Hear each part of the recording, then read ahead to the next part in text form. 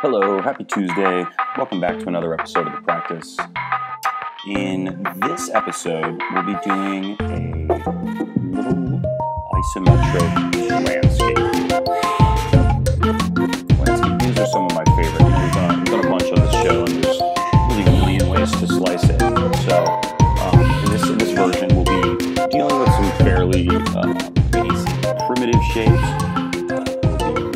Compiling them, as you can see now, we're moving them around, overlapping them, and configuring them, and trying to get sort of an interesting base mesh here for the ground floor, right? And you can see here I'm adding some little bits of detail. We're going to have some little sort of totems and temples and pyramids situated throughout, giving this landscape a bit of interest.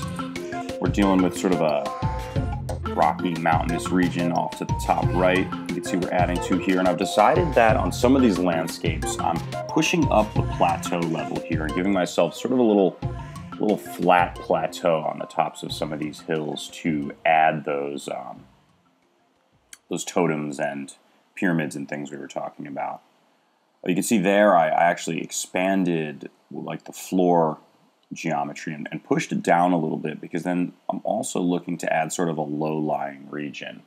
We're going to add some sort of watery effects there.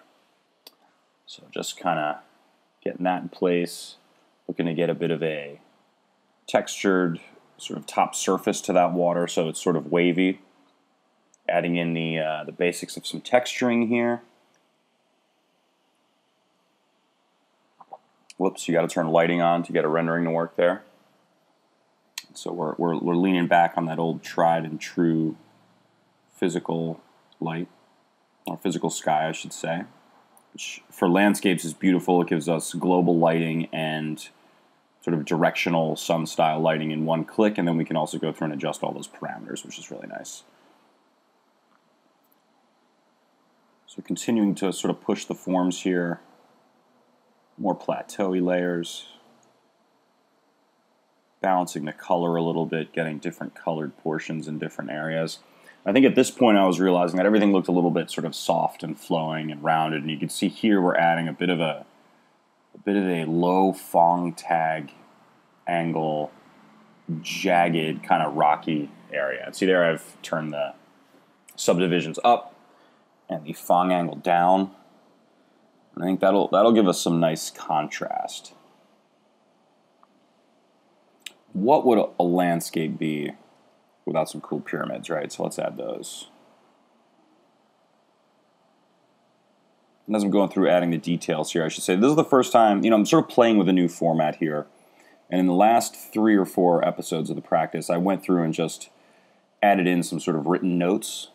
And this time I'm going to try a vocal narration over top. I think that might be a little bit easier for me to produce, and I think it might also allow me to get more descriptions in there, more content in there. And I don't have to worry about typos either, which is annoying. So let me know what you prefer, and let me know what you think of the new format. I know I've gotten a couple of questions about, hey, are you still doing the live stream anymore? And as of this point, unfortunately, I can't commit to regular live streams, but yeah, there you have it. So continuing to finesse, adding some sort of water features, adding some layers to the water features, test renderings, of course.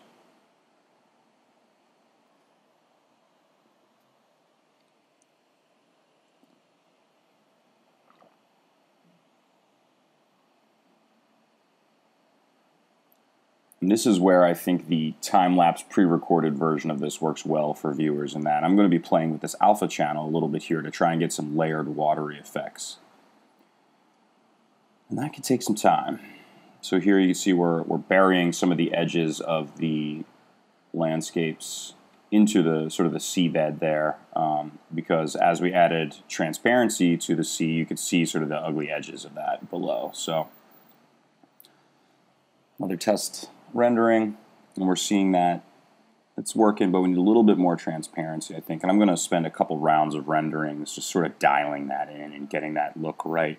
But if you take a couple of these couple of these landscape planes and sort of layer them on top of each other and add the right amount of alpha, you'll get a really nice kind of subsurface scattering look, almost a nice sort of layered depth to the water, which is really nice. And here we're going through and adding more little built elements, arranging them around the landscape.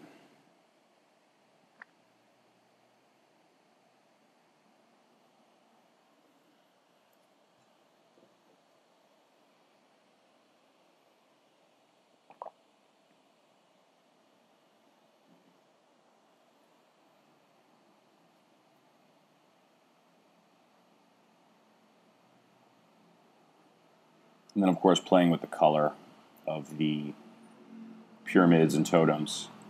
I think, as I recall, I went through and tried a bunch of different color combinations here, and also added some reflection you could see. And I'm not loving the way the reflection looked on some of those. You're getting weird sort of highlights on the pyramids. So I pulled that way, way back.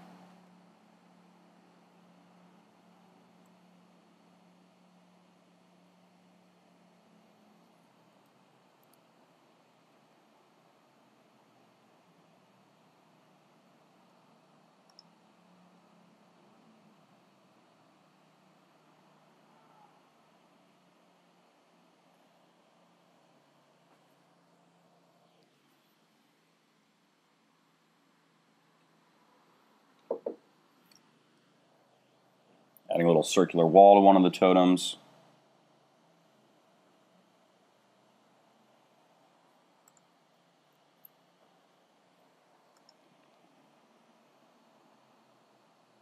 Borrowing textures from a previous project.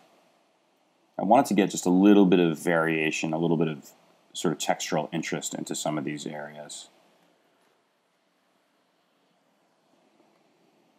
Some sort of craters and divots and things like that. Should give it a much more realistic and interesting look.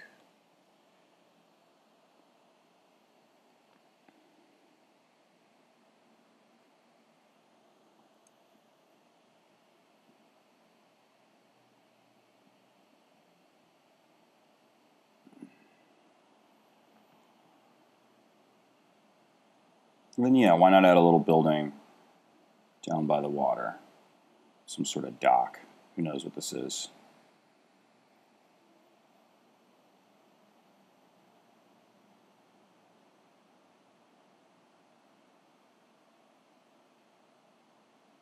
Now, another thing that's fun that I didn't do on this piece, but I've done in previous pieces, would be to take this finished rendering into like an Illustrator or an InDesign and add little labels and roads and kind of 2D map elements on top of this isometric view. I've done a couple of pieces like that in the past, and they were super fun to work on, and I think they came out pretty cool too. Didn't wind up doing that on this, but that would be a very awesome and logical next step to continue filling this out. Maybe I will do that one day on one of these practices.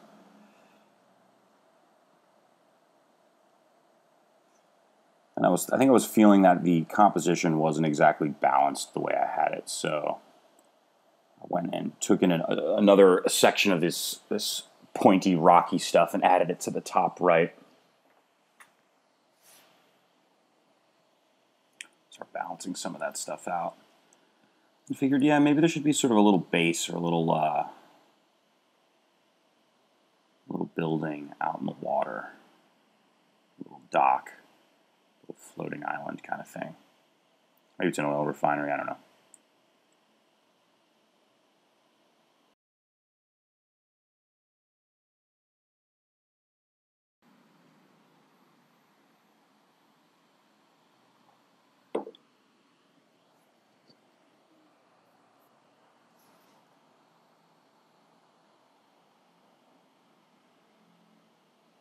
I think I'm just looking to add a little bit more interest. There were some sort of kind of empty spots.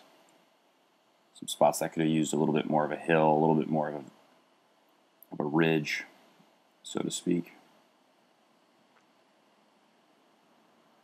And so I think we're getting pretty close to the final layout.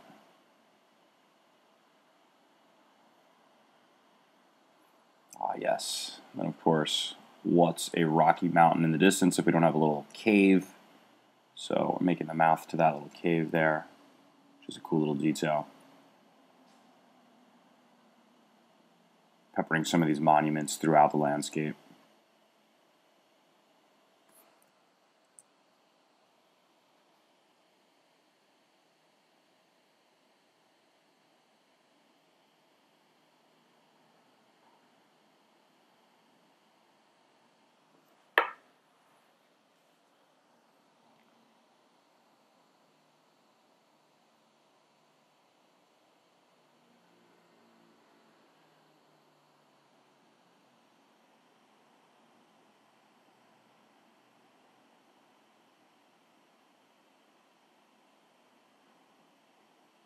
And you can see that alpha really kills your render times.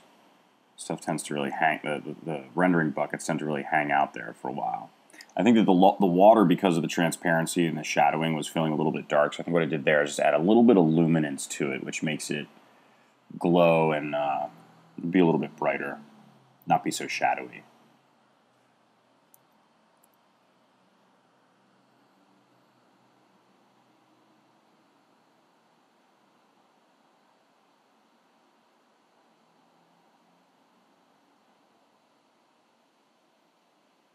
So I think I threw on the physical renderer for this next one just to see what render times would do. And as I recall, they came down a bit.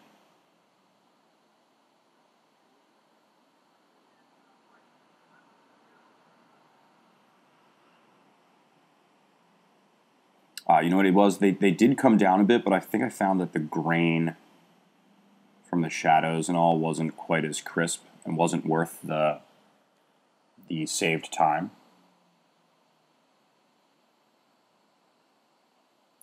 Adjusting the length of the shadows a little bit. I went in and added a little fog, which was pretty subtle and not super noticeable on this one. Fog tends to be more noticeable when you've got a horizon line that you can see, as opposed to sort of an isometric top-down view like this, because it really sort of builds on itself as it goes into the distance, and that's what gives you that sort of atmospheric perspective that's so nice about fog. But it can really soften some of the hard edges and the shadows and add a little bit of light and a bit of atmosphere to your rendering. So I think I wound up leaving it in this one.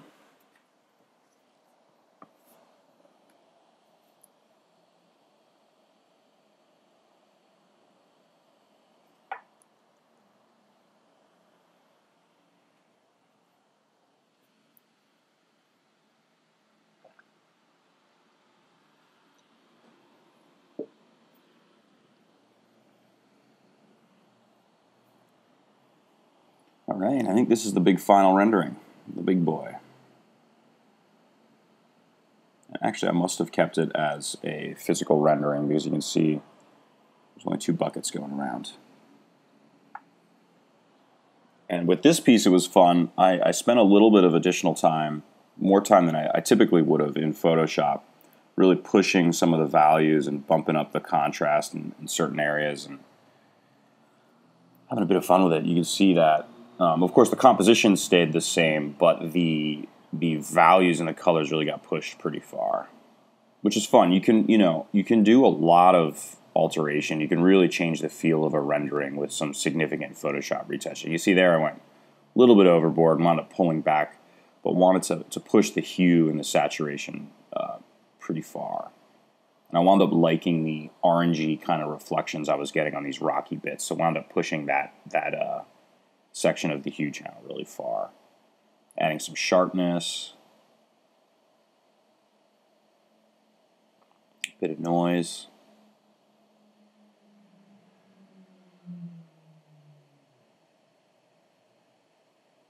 I'm really pushing that contrast. I think what I did here is I used the color selection tool and selected a bunch of areas, and really I wanted to add in a bit of a sort of a glowing softness to the highlights. So you can see there I selected only the lighter colors and then deleted everything else and sort of used a Gaussian blur to soften those highlighted areas and then lay them back over the image. And you can see that pushed the highlights in some of the areas a little bit further. There's that cave. And here's an overall view of the piece. Really pleased with how it came out. If you like this video, please hit like and subscribe. If you have any further questions, don't hesitate to drop one in the comments below. If you want to keep up with me and the work that I'm doing, please check me out on Instagram at DLGNCE. And until next week, this is Stuart saying goodbye. Thanks.